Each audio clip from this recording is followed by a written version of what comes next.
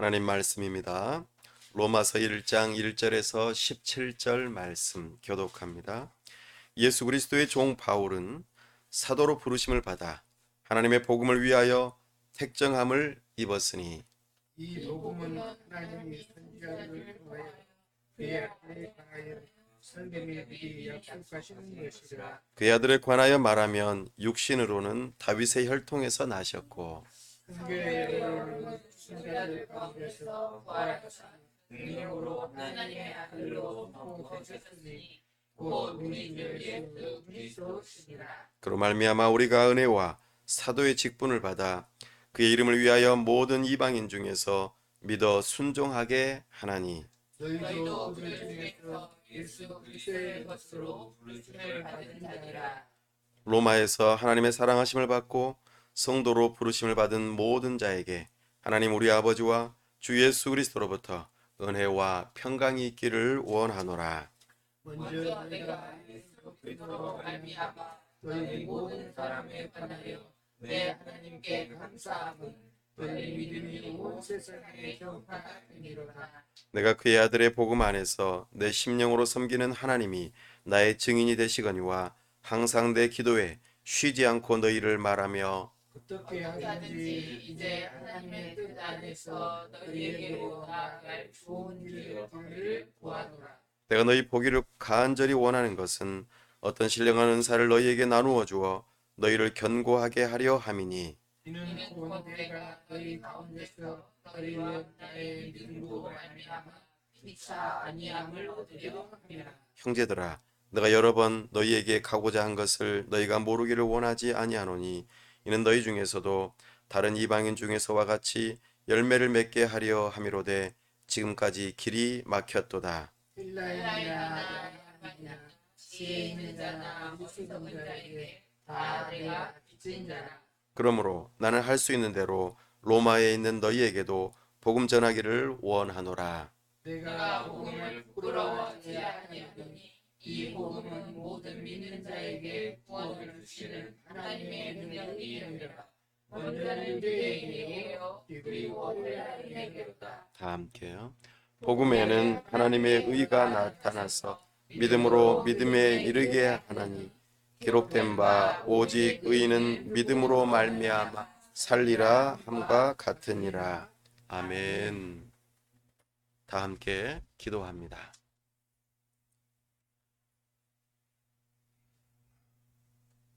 하나님 아버지, 은혜와 사랑을 감사합니다.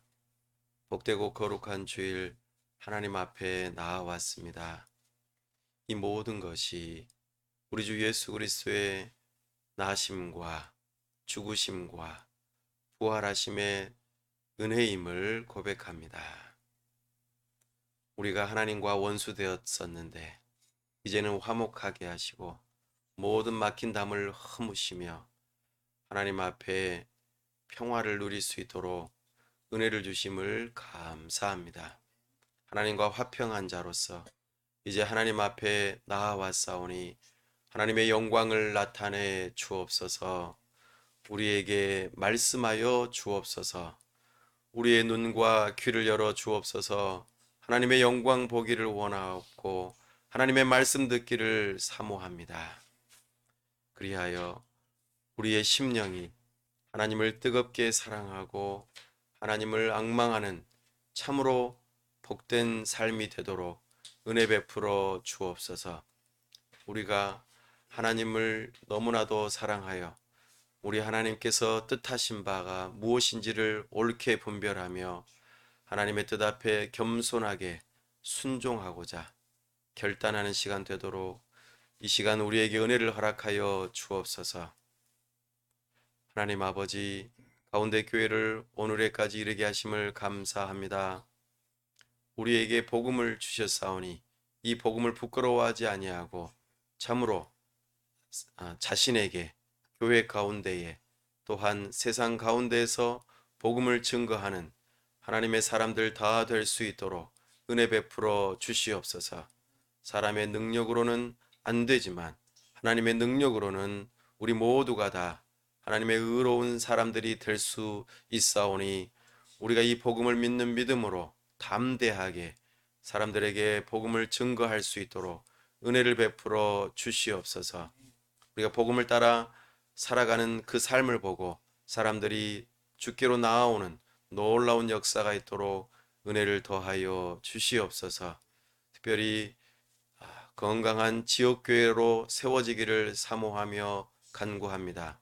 우리가 어느 곳에 예배 처소를 마련해야 할지 또 어떤 동역자들을 만나야 될지 다 알 수 없사오나 우리 하나님께서 순적하게 이끄시고 인도하여 주시옵소서. 우리를 통하여 하나님의 나라가 이루어질 수 있도록 은혜 베풀어 주시옵소서. 코로나19의 엄중한 상황 가운데 겸손하게 하나님 앞에 간구하오니 우리를 붙들어 주시고 지켜 보호하시며 참으로 환난 가운데서도 우리 하나님의 이름을 부르는 자들에게 구원을 허락하여 주시옵소서. 특별히 이 큰 질병의 문제가 떠나가게 하시고 겸손하게 하나님을 찾고 구하는 사람들이 늘어날 수 있도록 은혜 베풀어 주시옵소서. 그러므로 세우신 위정자들이 하나님을 경외하는 마음으로 법을 세우고 집행하며 이 나라를 평안함 가운데 잘 다스릴 수 있도록 은혜를 더하여 주시옵소서. 오 하나님 아버지, 우리 선교사님들 붙들어 주시고 성령으로 충만케 하시고 범사에 강건케 하시고 교회를 세우는 그 일들 가운데 우리 하나님께서 크신 은혜를 베풀어 주시고 모든 필요들을 다 채워 주시옵소서. 우리와 함께 하시고 영광 나타내 주시기를 원하오며 우리 주 예수 그리스도의 이름으로 기도하옵나이다. 아멘.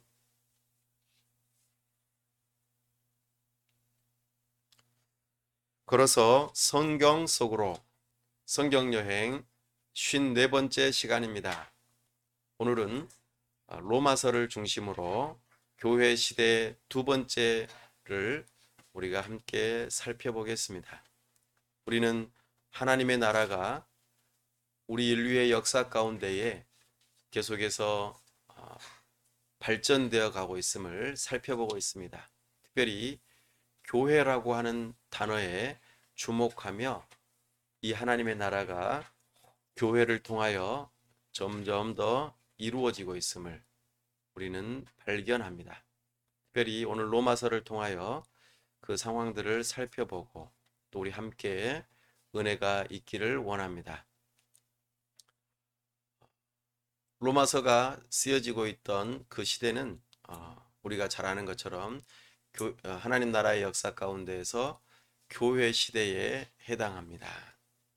예수님의 승천하시고 난 뒤로 초대교회가 세워지고 또 그런 가운데에 로마 교회도 함께 세워지는 모습들을 발견합니다. 로마 교회를 향하여 사도 바울이 어떠한 것을 기록하였는지 그리고 또 왜 기록하였는지 우리가 로마서의 내용들을 개략적으로 살펴보면서 하나님의 나라에 대한 놀라운 시야가 열려질 수 있기를 원합니다. 로마서가 기록되어지고 또 로마서에서 주로 말하는 주된 언약은 새 언약입니다. 과거에 하나님께서 베푸셨던 그 언약들 가운데에서 이제 새 언약이 선포되었고 또 그 새 언약의 혜택을 우리 교회가 입고 있음을 말하고 있습니다. 특별히 우리가 주목해 볼 만한 또 언약 하나가 바로 아브라함 언약입니다. 그리고 모세 언약이죠. 아브라함 언약을 통하여 세워졌던 그 언약이 새 언약에서 어떻게 이루어지는지 또 모세 언약은 어떠한 효과를 발휘하는지 이와 같은 것들을 우리가 함께 살펴볼 수 있기를 원합니다. 로마서 하면은 우리가 여러 가지 것들을 생각할 수 있겠지만 일단 로마서는 총 16장으로 이루어져 있다 하는 것을 기억하시고 또 로마서 하면은 가장 중요하게 떠오르는 단어가 하나가 있는데 그거는 하나님의 의입니다. 이것을 다른 말로 복음이라고 표현해 볼 수도 있겠습니다. 복음이란 무엇인가? 또 하나님의 의는 무엇인가? 이것을 말하고자 하는 내용이 이 로마서에 가득 담겨 있습니다. 그래서 로마서를 크게 네 부분으로 좀 나눠 보면은 1장에서 4장까지는 하나님의 의가 필요한 이방인과 유대인을 이야기하고 있습니다. 하나님의 의가 필요하다. 하나님의 의는 무엇일까? 그 하나님의 의가 무엇이길래 이방인도 하나님의 의가 필요하고 유대인들도 하나님의 의가 필요하다. 이렇게 말합니다. 그러니까 모두가 다 하나님의 의가 필요하다. 이것을 처음에 말해주고 있습니다. 그 하나님의 의가 필요한 사람들, 그 사람들에게 이제 왜 필요한지 그 이유를 그 다음에 또 설명하는데 5장에서 8장까지의 내용이 그렇습니다. 하나님의 의를 받은 사람들은 전부 다 새로워진다는 것입니다. 새 사람이 된다는 것이죠. 새 생명이 된다. 새로워진다. 새로운 사람이 된다. 그러니까 모든 사람들은 새로워질 필요가 있다 하는 것이죠.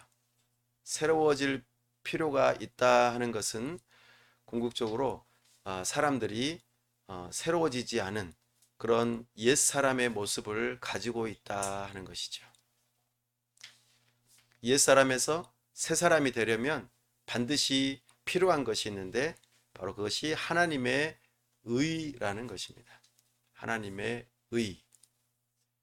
그 하나님의 의는 그러면 어떻게 해서 받을 수 있는가? 바로 하나님의 주권적인 역사에 의해서 하나님의 뜻대로 하나님께서 베푸시고자 하는 대로 그 은혜가 있다 하는 것이죠. 그래서 로마서 9장에서부터 11장까지는 하나님께서 주권적으로 이 하나님의 의를 주시기 위해서 이스라엘을 준비시키시고 또 이방인들에게까지 이어져 오는 그 놀라운 은혜를 자세하게 또 놀랍게 설명하고 있는 내용이 9장에서 11장까지의 내용입니다. 하나님의 의는 어떻게 해서 주어진다고요? 하나님의 주권적인 역사에 의해서, 이걸 다른 한마디로 말하면 은혜에 의해서, 하나님의 은혜로 하나님의 의가 주어진다. 이것을 9장에서 11장까지 말하고 있습니다. 그리고 마지막으로 로마서 12장에서 16장까지는 이렇게 하나님의 의를 받은 사람들, 하나님의 의를 받은 사람들이 이제 어떻게 살아야 되는지, 하나님의 의를 받은 사람을 가리켜 의인이라고 말합니다. 의인은 어떻게 살아야 되는지 이것을 12장에서부터 16장까지 말해주고 있습니다. 그래서 로마서는 하나를 말하고 싶어 하죠. 하나님의 의라는 것을 말하고 싶어 합니다. 로마서 하면 떠올리셔야 될 것이 하나님의 의, 이걸 다른 말로 복음이라 이렇게 말합니다. 모두가 다 하나님의 의가 필요합니다. 그리고 그 하나님의 의가 필요한 이유는 사람이 새롭게 되기 때문이죠. 그 새롭게 된 사람은 어떤 모습인지 우리에게 알려주고, 그렇다면 이것을 어떻게 받을 수 있는가? 하나님의 의는 하나님의 주권적인 역사, 은혜로 받을 수 있다. 그렇게 은혜로 하나님의 의를 받은 사람은 어떻게 살아야 되는가? 이것을 로마서가 말해주고 있습니다. 그래서 로마서는 항상 기억하시기를 하나님의 의에 대해서 말하고 있구나. 이렇게 생각하면 좋겠습니다. 로마서는 교회 시대 안에 있는 내용입니다.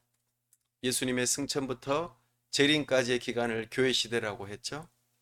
예수님께서는 지금 어디 계십니까? 하나님 보좌 우편에 계십니다. 거기서 뭘 하고 계실까요? 그리스도의 직분을 감당하고 계십니다. 왕으로서 다윗 언약의 성취를 따라 다스리고 계시죠. 하나님의 백성들과 또 온 세상을 주권적으로 다스리고 계십니다. 또한 제사장적인 직분으로 우리를 위하여 기도하고 계시죠. 우리를 위해 중보하고 계십니다. 예수님만이 우리의 유일한 중보자이시죠. 하나님 아버지께 나아갈 수 있는 길을 열어주시는 분이 예수님이십니다. 또한 예수님은 선지자로서 성령 하나님을 우리에게 선물로 보내주시고 성령 하나님을 통하여 우리가 하나님의 말씀을 듣고 깨닫고 그로 인하여 참된 믿음을 가지고 구원에 이를 수 있도록 예수님은 선지자로서의 직분을 하나님 보좌 우편에서 성령님을 통하여 또 성령님을 통하여 우리에게 주신 성경을 통하여 이 일들이 이루어지고 있습니다. 이렇게 우리 하나님께서 예수님을 통하여 또 성령 하나님을 통하여 일하고 계심을 우리는 교회 시대라고 말합니다. 그렇게 성령을 선물로 받은 하나님의 백성들, 교회가 성령의 능력으로 세계를 선교하는 시기가 바로 교회 시대이죠. 지금은 온 세상 열방을 향하여 선교할 수 있는 시대이기도 합니다. 뿐만 아니라 온 열방이 우리나라에 들어와 더욱더 선교하기에 좋은 환경이 되었음을 이제 하나님께서 하나님의 백성들을 흩으시고 불러 모으시면서 놀라운 선교의 사역, 이 일로 인하여 이제 교회 시대를 마감하고 새 창조의 시대를 열기 위한 마지막 시간대에 도달했음을 우리로 하여금 알게 하십니다. 우리는 이 시대를 분별하고 내가 교회로서 무엇을 해야 할지, 우리 주님 다시 오셔서 너는 교회로서 무엇을 하다가 왔느냐? 라고 물어보신다면 우리는 복음을 전하다 왔다고, 선교하다 왔다고 말하는 것이 옳을 것입니다. 믿음이 주어진 자들에게 주어진 사명입니다. 우리가 이 시대를 살아가고 있음을 기억하고 로마서를 살펴보겠습니다. 로마서의 저자는 누구일까요? 오늘 1장 1절에서 말하고 있습니다. 한 번 더 읽어볼까요? 예수 그리스도의 종 바울은 사도로 부르심을 받아 하나님의 복음을 위하여 택정함을 입었으니. 아멘. 바울은 자기 자신을 예수 그리스도의 종이라고 표현하고 있습니다. 그리고 바울이라고 말하죠. 원래 이름은 무엇입니까? 사울이죠. 사울인데 헬라식 이름으로 바꾸어서 바울이라고 표현합니다. 선교에 최적화되어진 이름이죠. 물론 겸손함의 의미도 담겨 있습니다. 사울이라고 하는 이름은 큰 자였습니다. 그러나 바울이라고 하는 이름은 작은 자라는 뜻이죠. 그런 상황으로 자기 자신이 예수 그리스도의 종으로서 사도라고 하는 직분으로 부름을 받았다. 사도라고 하는 그 직분의 이름의 뜻이 보냄을 받은 자, 부르심을 받은 자, 이런 뜻입니다. 그러니까 사도는 누군가가 불러야 돼요. 스스로 사도가 될 수가 없습니다. 교회도 마찬가지죠. 밖으로 불러냈다라는 의미로 교회를 용어를 사용하였습니다. 누군가가 밖으로 불러내야 됩니다. 누구야? 라고 이름을 부르면 네 하고 밖으로 나가야 되는 것이죠. 어두운 세상 가운데 있다가 우리는 밖으로 부름을 받은 존재입니다. 그 목적은 무엇이라고 말합니까? 무엇을 위해서요? 하나님의 복음을 위하여 택정함을 입었다. 하나님께서 택하시고 하나님의 복음을 위하여 부르셨다고 말씀합니다. 로마서의 저자는 바로 사도 바울입니다. 그러면은 이 로마서는 서라고 하는 단어가 붙는 것은 어떤 표현입니까? 편지라고 하는 의미가 담겨 있습니다. 편지의 형식을 가지고 사도 바울이 누구에게요? 로마 교회에게 보내는 편지 내용입니다. 그래서 수신자는 로마에 있는 교회가 됩니다. 이건 언제 썼을까요? 네, 사도행전 20장에 보면은 사도 바울이 고린도에서 3차 선교 여행을 할 때 그때에 기록했다라고 나옵니다. 그래서 우리는 로마에 사도 바울이 가고 싶어 했다 하는 내용이 나타납니다.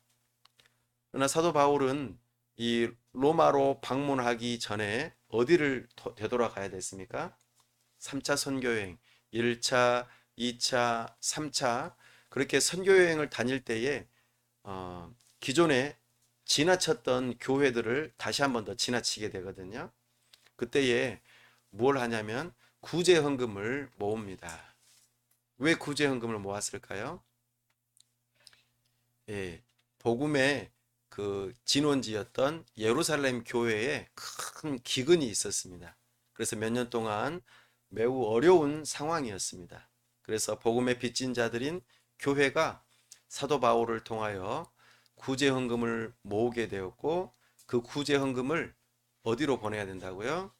예루살렘 교회로 보내야 되기 때문에 사도 바울이 로마로 바로 가고 싶었지만 예루살렘으로 구제헌금을 이제 가지러 이제 보내러 가는 그 일을 맡았기 때문에 그래서 여러 번 가고 싶었지만 가지 못하는 그런 상황이었습니다. 그래서 내가 이제 예루살렘 갔다가 로마로 가고 싶다고 이것을 지금 기록하고 있는 것입니다.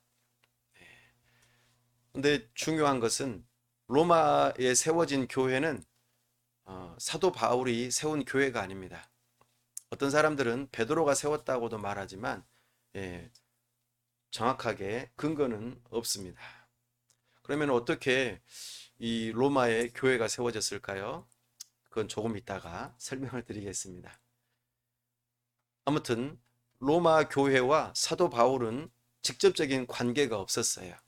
그래서 자기 자신이 편지를 쓸 때에 어떤 내용을 써야만 했을까요? 자신이 사도라는 것을 밝혀야 됐어요. 내가 어떻게 해서 사도가 되었는가. 그리고 자기 자신이 믿고 있는 바가 무엇인지. 그래서 로마 교회와 자기 자신이 결코 다르지 않고 복음으로써 하나로 우리는 서로 하나입니다. 이것을 말하기 위해서 자세하게 복음에 대한 내용을 로마서에 담았습니다. 이것이 로마서를 기록한 주된 목적이겠죠. 그래서 15절 우리 한번 읽어볼까요? 15절 1장 15절입니다. 시작. 그러므로 나는 할 수 있는 대로 로마에 있는 너희에게도 복음 전하기를 원하노라. 아멘. 로마 교회에 복음이 이미 있을 텐데 왜 또 복음을 전하려고 했을까요? 그러니까 내 복음과 내가 믿는 복음과 당신들이 믿는 복음이 다르지 않습니다. 같습니다. 이거를 말하고 싶은 거죠. 그래서 당시에 이단들도 있었을 것이고 또 뭔가 자기 자신의 신분을 확인할 만한 그런 것이 필요했던 것이죠. 그리고 그렇게 소개한 이유는 무엇일까요?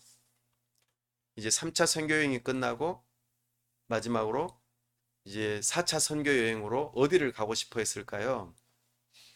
예, 우리 로마서 쭉 뒤로 한번 넘겨 보겠습니다. 15장으로 한번 가보시죠. 로마서 15장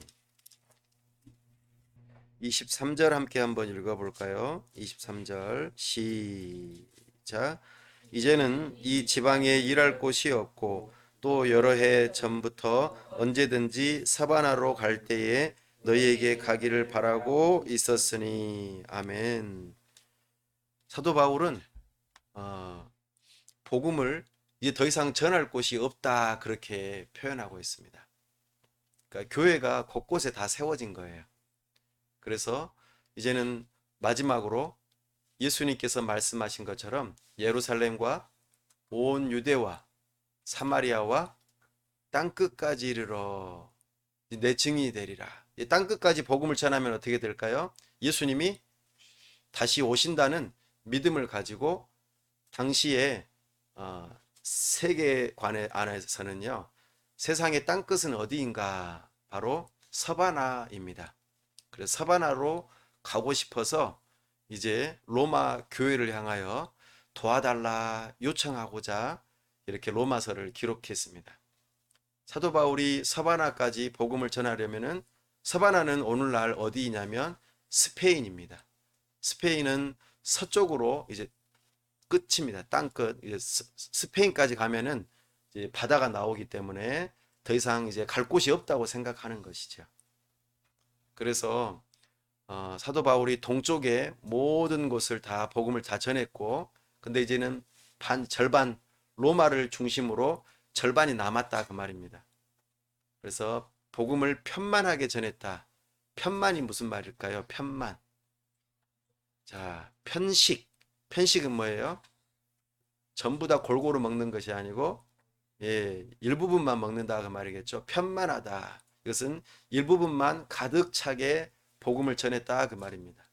동쪽 로마를 중심으로 동쪽에만 다 복음을 전했고, 이제 로마를 중심으로 서쪽에 복음을 전해야 된다. 그거를 이제 말하고 싶어 합니다. 그때에 누가 도와달라고요? 로마 교회가 도와주십시오. 저와 당신들의 복음은 결코 다르지 않습니다.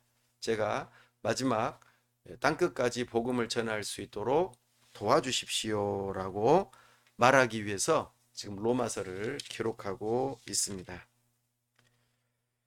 이것을 기록하고 고린도 바로 옆에 갱그레아라고 하는 지역에 살고 있는 베베 집사님을 통하여 이 로마서가 전달이 됩니다. 우리 16장 1절 함께 한번 읽어볼까요? 16장 1절 2절 시작. 내가 갱그레아 교회의 일꾼으로 있는 우리 자매 베베를 너희에게 추천하노니 너희는 주 안에서 성도들의 합당한 예절로 그를 영접하고 무엇이든지 그에게 소용되는 바를 도와줄지니 이는 그가 여러 사람과 나의 보호자가 되었음이라. 아멘. 이 로마서를 사도 바울이 기록하고 고린도 바로 옆에 있는 갱그레아의 베베 집사님한테 이것을 전달해 달라고 그렇게 부탁을 한 것이죠. 그래서 이걸 들고 로마까지 간 것입니다. 굉장히 먼 여행이었을 텐데 이렇게 또 맡기고 그렇게 가게 되어집니다. 이런 목적이 있었기 때문에 로마서를 기록했는데요. 또 한 가지 목적이 더 있었습니다. 그것은 목회적인 일 때문에 그랬습니다. 당시에 로마 교회에 유대인과 이방인들이 서로 교회를 이루고 있었습니다. 유대인과 이방인은 끝없는 분쟁과 또 여러 가지 견해 차이로 차별이 있는 그런 삶들을 살았던 것이죠. 그래서 로마 교회가 복음으로 차별 없이 하나가 될 수 있도록 하기 위해서 이 로마서를 기록하고 있습니다. 복음을 믿는다면, 복음은 우리를 그리스도 안에서 새로운 피조물로 하나 되게 하셔서 인종과 지역을 다 초월해서 다 하나가 될 수 있도록 하는 놀라운 하나님의 능력이 된다는 것을 말하고자 이 로마서를 기록하였습니다. 이제 하나님 나라의 세 가지 요소를 따라서 로마서에서 나타난 그 요소들을 하나씩 살펴보면서 우리가 로마서 본문을 조금 더 깊이 들어가 볼 수 있기를 원합니다. 하나님 나라의 영토로서 이제 하나님 나라에서 어떤 모습으로 이제 나타나고 있습니까? 우리가 사도행전에서부터 살펴본 바와 같이 교회라고 하는 이름으로 하나님의 나라가 이제는 눈에 보이는 하나님의 나라가 이제 펼쳐지고 있다. 과거에는 에덴 동산이었고 또 제사를 지내는 제단이었고 성막이었고 성전이었었는데 이제는 예수님 자신이 하나님 나라의 성전이 되었고 예수님을 믿는 믿음으로 성령을 선물로 받은 하나님의 사람들이 성전이 되어지고 그 성전이 모여서 하나님의 나라 곧 교회가 되어졌다. 그래서 교회라고 하는 모습으로 하나님의 나라가 이 땅 위에서 지금 이루어지고 있음을 우리는 발견합니다. 이 로마 교회는 어떻게 해서 형성이 되었을까요? 이제 답을 말할 차례가 되었네요. 우리 로마서가 아니라 사도행전으로 한번 넘어가 보겠습니다. 사도행전, 지난주에 봤던 사도행전 2장.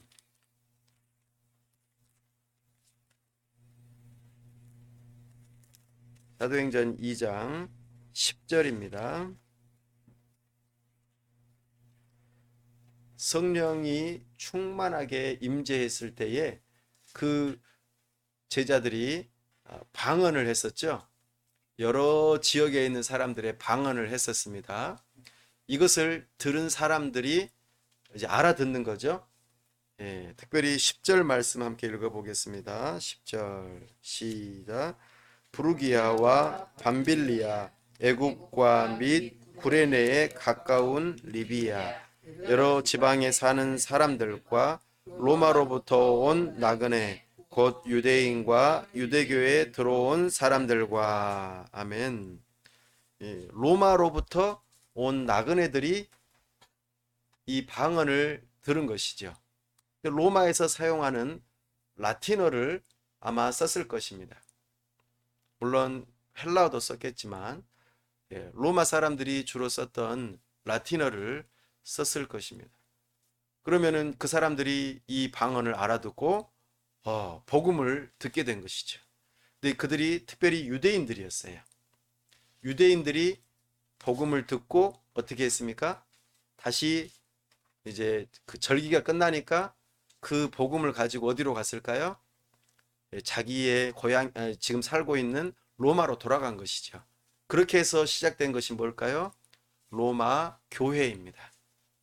이것이 우리가 추적해 볼 수 있는 로마 교회의 어떤 근원이라고 말해 볼 수 있겠습니다.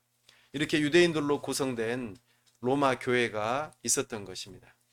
그런데 로마 황제 클라우디우스가 잘못 오인해 가지고 우리 보통 그리스도인이라고 말하죠. 우리가 예수님을 믿는 사람들요. 근데 그리스도인인데 그리스도인이라고 하는 이 표현을 다른 말로 아주 비슷하게 크레티우스라고 하는 어떤 사람이 그 반란을 주도한 일이 있었습니다. 그러니까는 크리스트 또 크레우스, 이게 조금 레하고 이하고 이 발음 하나 차이 때문에 이 황제가 오해를 하고 예수님을 믿는 사람들이 전부 다 반란을 일으켰다고 생각하고 그들을 다 추방하는 일이 발생합니다. 그래서 법으로 세우죠. 유대인들, 특히 이제 그때 유대인들이 그리스도인들이 많았기 때문에 유대인들을 전부 다 추방하면서 로마에 못 들어오게 했던 것이죠. 그래서 교회가 사라지는 그런 위기에 놓였었습니다. 그러나 그때 보면은 유대교에 들어온 사람들도 있었다고 말하죠. 이방인들입니다. 이방인들이 유대교에 들어왔다가 유대인들을 통해서 이제 그리스도인이 된 거죠. 로마 교회의 교인들이 된 것입니다. 그러니까 유대인들은 다 추방당했어요. 그러면 교회에 누가 남아 있을까요? 이방인들이 교회에 남아 있는 것이죠. 그들은 추방되지 않았으니까요. 교회에 자연스럽게 누구를 중심으로 교회가 이제는 형성이 됐을까요? 이방인들을 중심으로 교회가 생겨나게 됐습니다. 그런데 얼마 지나지 않아서 이 클라우디우스가 내렸던 법령이 이제는 해제가 됩니다. 그러면은 유대인들이 다시 로마로 들어올 수 있게 됐죠. 그러면 이제 교회가 어떻게 될까요? 유대인들과 이방인들이 함께 이제는 머무르는 일이 있게 되어지는 것이죠. 함께 모이기 시작했습니다. 근데 이렇게 모이다 보니까 유대인들의 그 절기를 지키는 것, 율법을 지키는 것, 이것이 이방인들과는 함께 머무를 수 없다는 그것이 있었기 때문에 예수님을 믿어도 그동안 전통적으로 내려왔던 것을 바꾸지 않는 거예요. 여러분들도 예수님을 믿는 믿음을 가지고 있지만 우리나라에서 전통적으로 내려오는 것들을 잘 바꾸지 않으려고 하는 그런 태도, 그런 것과 아주 비슷합니다. 이것이 굉장히 중요하게 여겨졌기 때문에 유대인과 이방인 사이에 교회로 있으면서도 서로 담이 있는 것처럼 생활하게 되었던 것이죠. 이것에 대해서 사도 바울이 이 벽을 허물고자 로마서를 기록한 것입니다. 그래서 이제 다시 로마서 1장으로 넘어가 보겠습니다.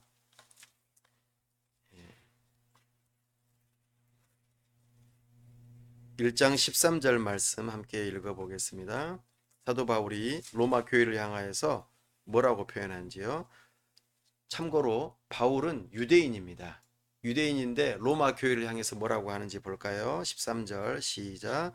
형제들아, 내가 여러 번 너희에게 가고자 한 것을 너희가 모르기를 원하지 아니하노니 이는 너희 중에서도 다른 이방인 중에서와 같이 열매를 맺게 하려 함이로되 지금까지 길이 막혔도다. 아멘. 유대인인 바울이 이방인들이 많은 그 로마 교회를 향해서 뭐라고 하고 있습니까? 형제들아 이렇게 표현해요. 그러면 유대인들만을 가리켜 말했을까요? 아닙니다. 유대인들과 이방인들 모두가 다 한 형제라는 것을 말하고 있습니다. 그러면서 이방인이든지 유대인이든지 모두가 다 하나님의 의가 필요합니다. 이거를 언급합니다. 그래서 로마서 1장 18절에서부터 32절까지 1장 18절에서 우리가 오늘 읽지는 않았습니다만 18절에서부터 32절까지는 이방인인 사람들이 자기의 죄로 인해서 이제 저주받고 죽게 생겼다. 하나님의 진노와 저주가 그들에게 이제 임하게 되었다. 그래서 그들은 이제 하나님의 의가 필요하다. 이것을 강조합니다. 우리 1장 18절 말씀 읽어볼까요? 시작.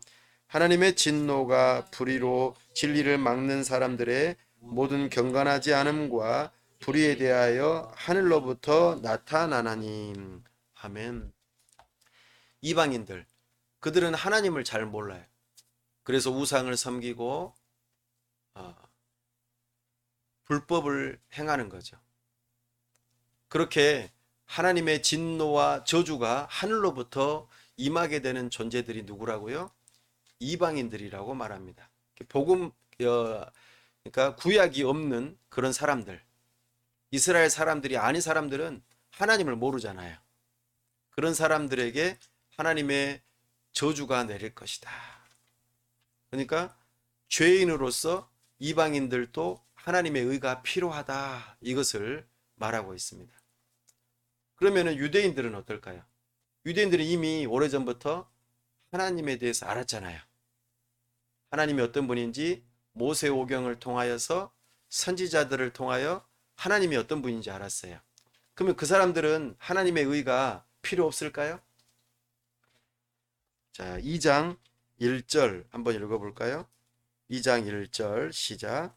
그러므로 남을 판단하는 사람아, 누구를 막론하고 내가 핑계하지 못할 것은 남을 판단하는 것으로 내가 너를 정죄함이니 판단하는 내가 같은 일을 행함이니라.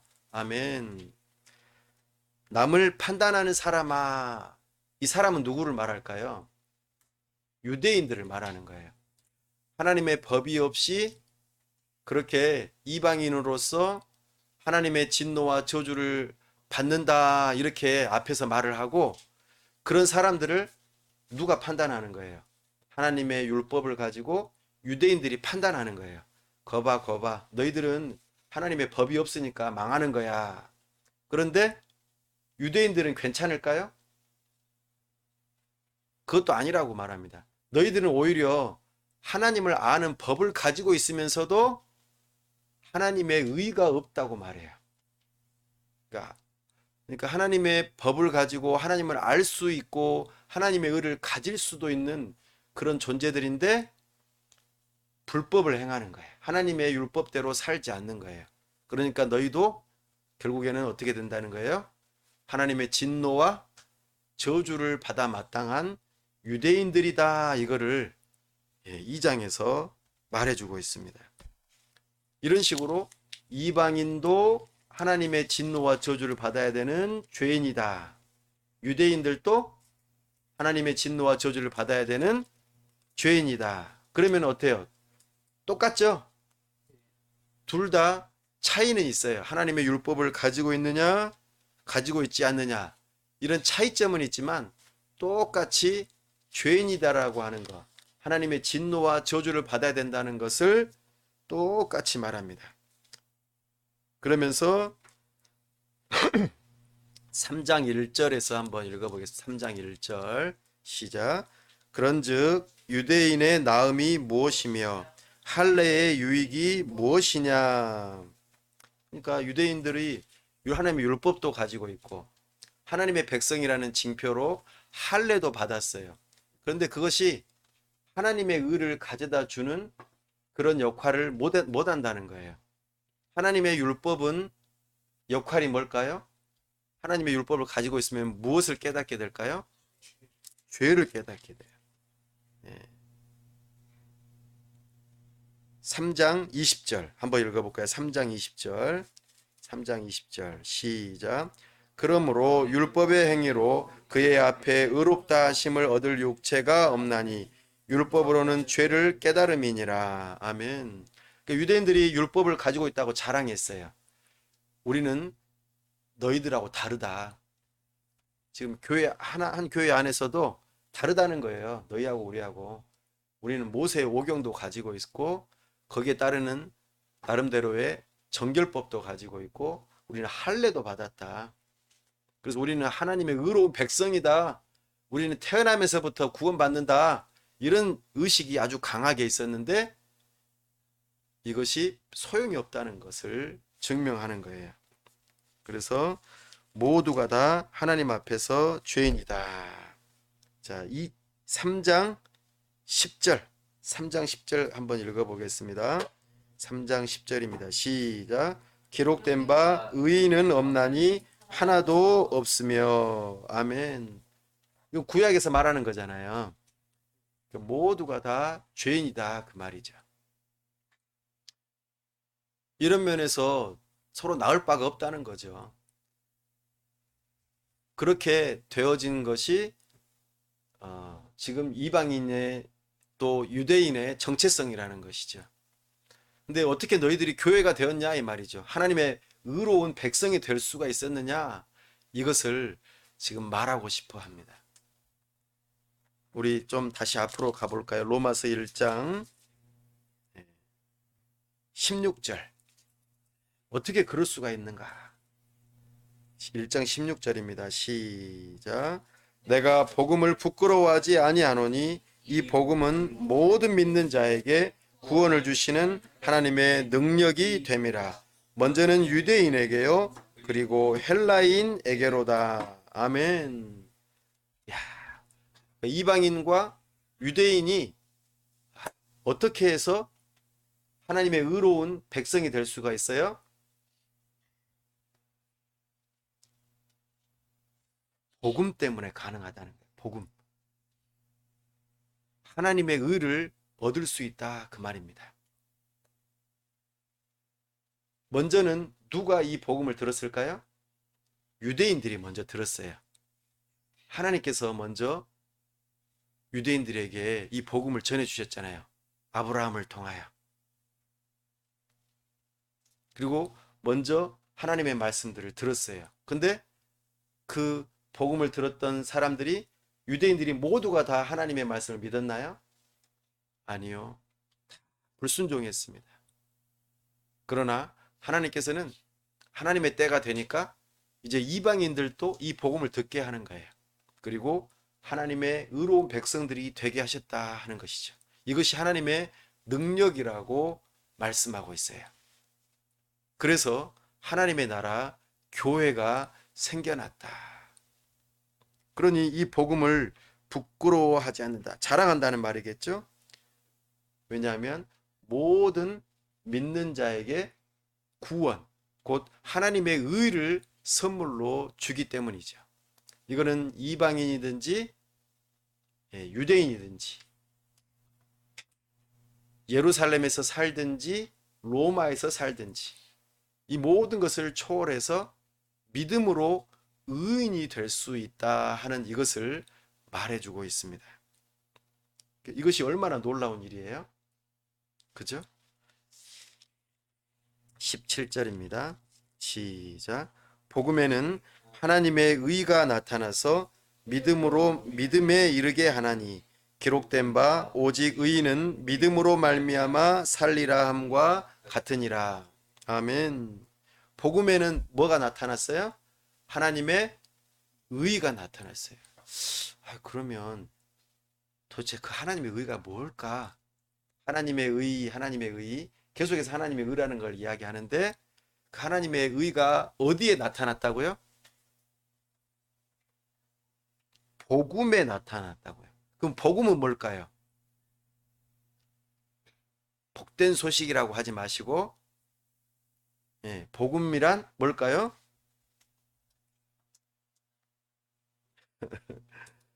자, 2절로 가보겠습니다. 1장 2절.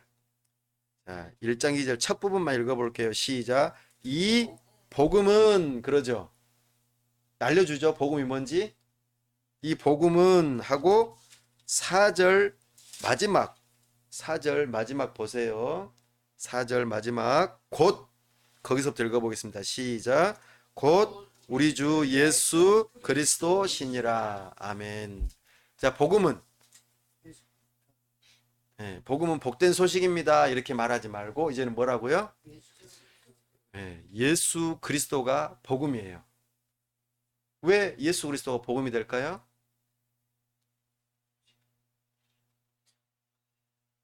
그것이 이제 2절에서부터 3절, 4절까지 나오는 거예요. 이 복음은 예수 그리스도라고 그랬죠? 우리 주 예수 그리스도. 그 예수 그리스도가 왜 복음이 되는가? 첫 번째, 구약에서 미리 약속되어진 분이기 때문이에요. 창세기 3장 15절에서 여자의 후손을 보내주겠다. 그 여자의 후손이 누구에게서 나와요? 아브라함에게서 나와요. 그죠? 아브라함이 그 후손 이삭, 또 야곱을 통해서 나오는 이스라엘 안에서도 누구? 유다 중에서도 누구? 다윗의 그 후손으로 3절에서 말하잖아요. 그래서 그 아들이 누구라고요? 다윗의 혈통, 다윗 언약을 통해서 나온 그 분이 바로 예수 그리스도이기 때문에 구약에서 이미 예언한 거예요. 육체로 그렇게 태어나셨죠? 예수님은 성령으로 잉태되셨어요. 죄가 없이 태어나셨어요. 죄인이 죄의 문제를 해결할 수 없어요. 죄가 없으신 예수님께서 동정녀에게서 태어나셨어요. 아담의 혈통을 이어받지 않았어요. 성령으로 잉태되셨고 죄가 없이 태어나셨고 그리고 죄가 없이 사셨어요. 그의 의로운 삶 때문에 우리가 의인이 될 수 있는 거예요. 우리는 아담의 혈통을 따라 지음을 받은 사람들이에요. 아담의 그 범죄함이 우리에게까지 미쳐졌어요. 그래서 우리는 그 죄로 말미암아 죽게 되어 있습니다. 우리는 그런 죄인이었었죠. 그러나 예수님의 그 십자가의 죽으심이 나오잖아요. 그죠? 4절 보니까 성경의 영으로는 죽은 자들 가운데서 부활하사, 예수 그리스도의 죽으심이 우리의 죄를 씻으시고 부활로서 우리가 더 이상 죄인이 되지 아니하고, 죄인은 반드시 죽게 돼 있잖아요. 죄의 싹은 사망이에요. 그러나 의로움의 열매는 뭐예요? 생명이에요. 예수님께서 얻으신 그 의로우심이, 그 생명이 누구에게 주어지는 거예요? 우리에게 주어지는 거예요. 그러니까 이것이 복음이요, 그 복음 대신 예수 그리스도께서 죄가 없으시고 그 십자가에서 죽으시고 부활하신 그 행하신 일이 결국에는 뭐가 되는 거예요? 복음에는 뭐가 나타나는 거예요? 하나님의 의가 나타나는 거예요. 이게 하나님의 의예요. 예수님이 바로 하나님의 의예요. 나타났어요? 안 나타났어요? 나타났어요. 이게 나타난 것을 이제 어떻게 해요?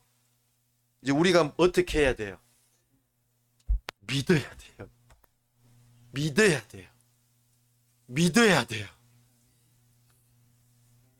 내가 착한 일을 행한 것으로 우리는 의로워질 수 없어요. 내가 선을 쌓은 것으로 의로워질 수가 없어요. 내가 누군가를 위해서 희생하는 것으로 의로워질 수가 없어요. 하나님께서는 우리를 죄인이라고 하세요. 하나님께서 하나님의 진노와 저주를 우리에게 쏟아부으시겠다고 말씀하세요. 그러나 우리가 어떻게 의롭게 됩니까? 바로 하나님의 의이신 예수 그리스도께서 나타나셔서 그 일을 다 이루셨어요.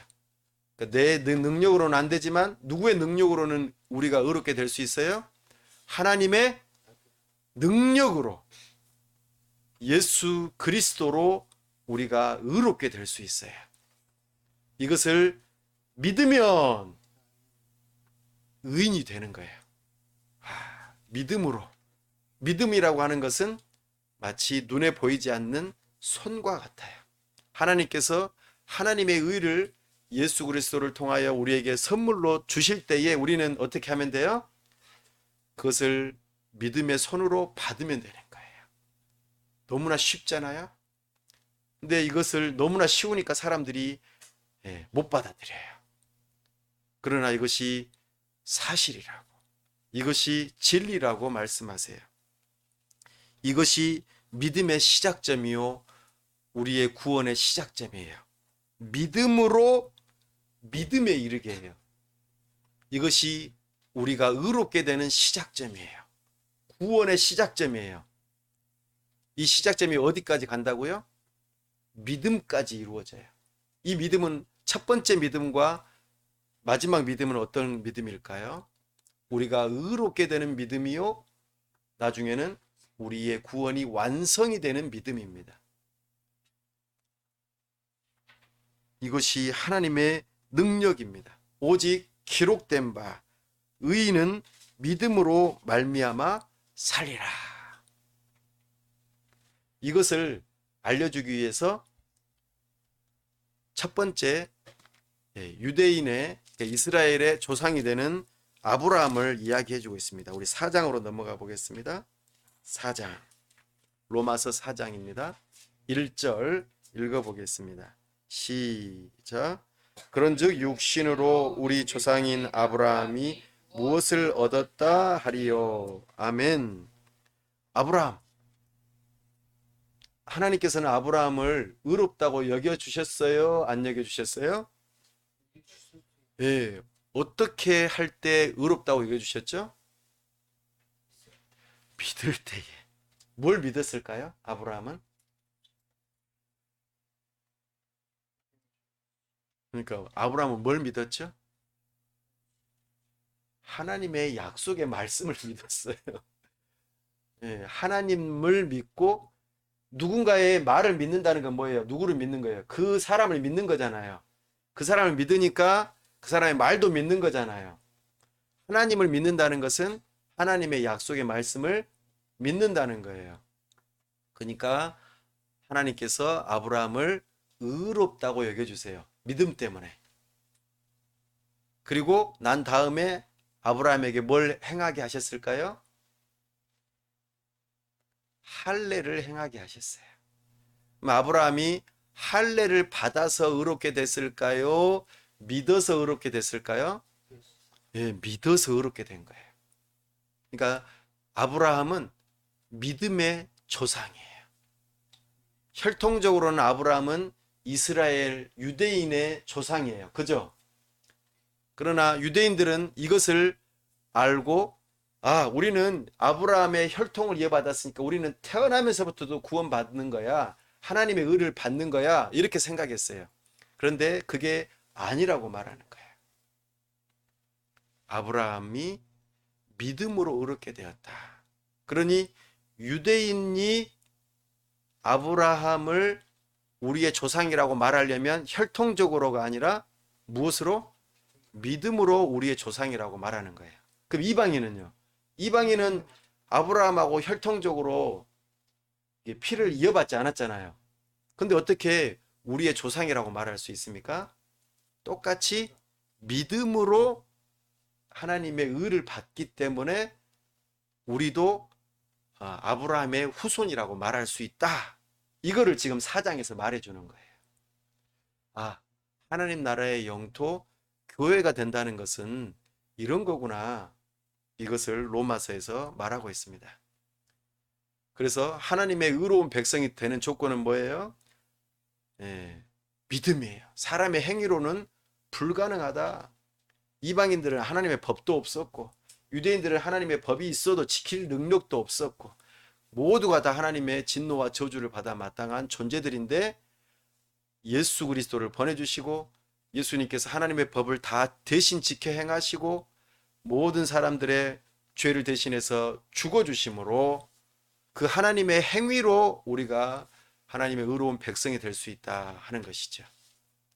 이제 그것을 믿는 믿음을 가진 자들이 하나님의 백성이 될 수 있다. 5장 1절입니다.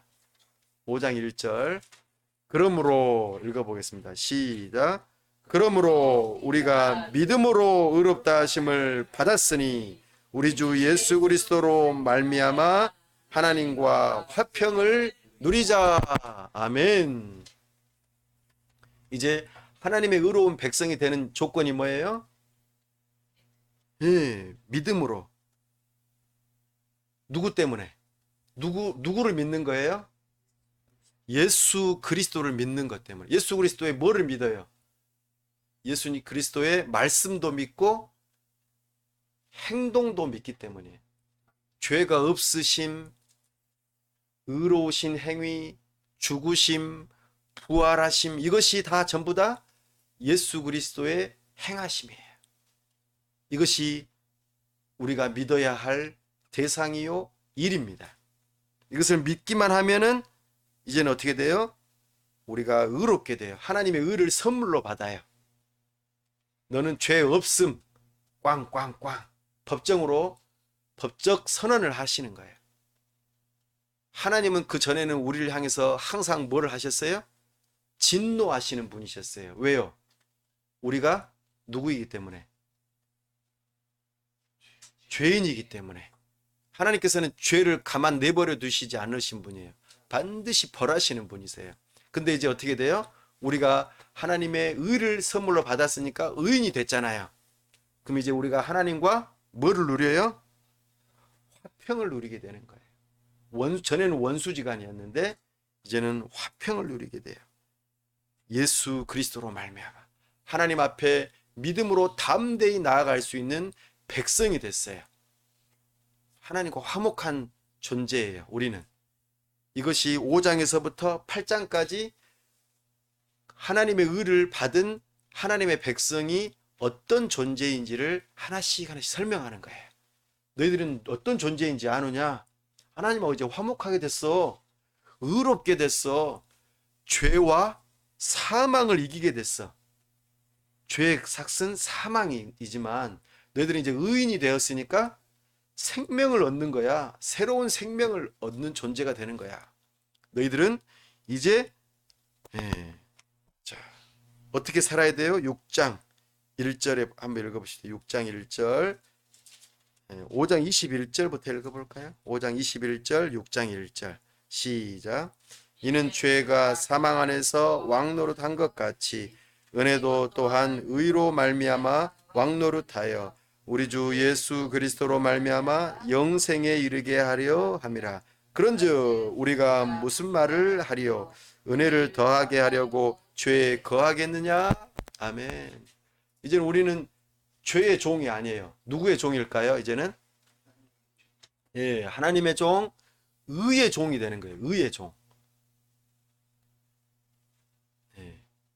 하나님의 의의 종이 되는 거예요. 이제는 누구를 위해 사는 거예요? 하나님을 위해서, 의를 위해서 사는 거예요. 그렇죠? 6장 13절 말씀 한번 읽어보겠습니다. 시작.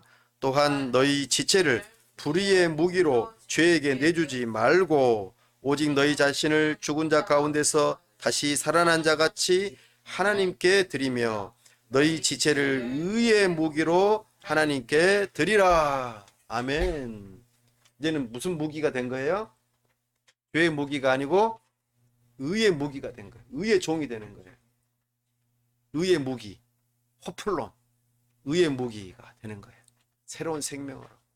그럼 이제는 어떻게 사는 거예요? 내 마음대로 사는 거예요? 하나님의 법을 따라 사는 거예요. 율법이 필요해요? 안 필요해요? 필요해요. 전에는 율법이 하나님께서 주신 율법이 우리가 죄인인 것을 깨닫게 하는 역할이 있었지만 이제는 하나님의 의로운 백성답게 살아갈 수 있도록 우리를 보호해주는 역할을 이제 하는 거예요. 그렇게 사는 삶이 어떤 삶이에요? 은혜롭게 사는 삶이에요. 우리는 이제 하나님의 은혜의 법 안에서 살아간다라고 로마서 7장에서 말하고 있어요. 그리고 로마서 8장에서는 우리가 그렇게 하나님의 자녀가 되었다. 성령으로 거듭난 하나님의 자녀로서 이제는 결코 정죄함이 없다. 너 죄인이 아니다.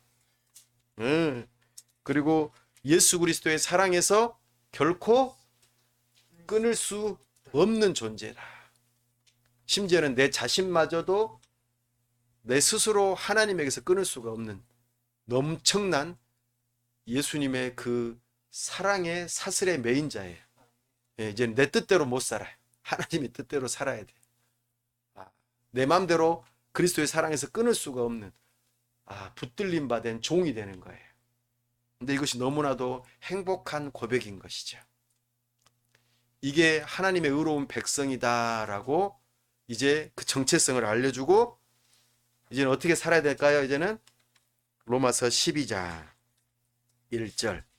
이제 이거 하나님의 의로운 백성이 됐으니까 이제 어떻게 살아야 될까요? 로마서 12장 1절입니다. 그러므로 시작. 그러므로 형제들아 내가 하나님의 모든 자비하심으로 너희를 구원하노니 너희 몸을 하나님이 기뻐하시는 거룩한 산 제물로 드리라. 이는 너희가 드릴 영적 예배니라. 아멘. 그러므로 너희의 정체성을 이제 알았냐? 하나님의 의를 받은 하나님의 백성 교회로서 너희의 정체성을 알았다면 그러므로 너희의 삶을 너희의 육체를 거룩한 제물로 드려라. 이것이 영적인 예배라고 말합니다.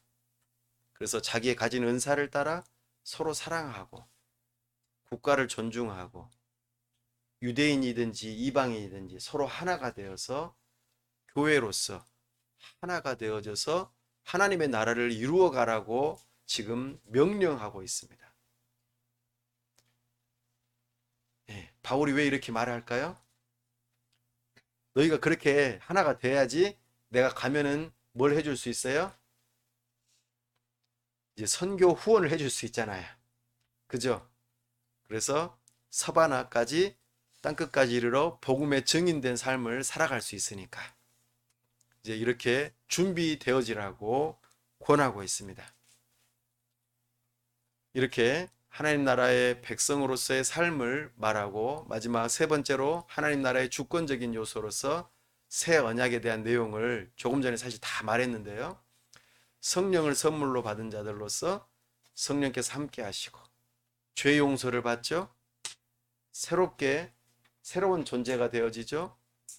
하나님의 법이 마음판에 새겨져서 지킬 수 있게 되죠.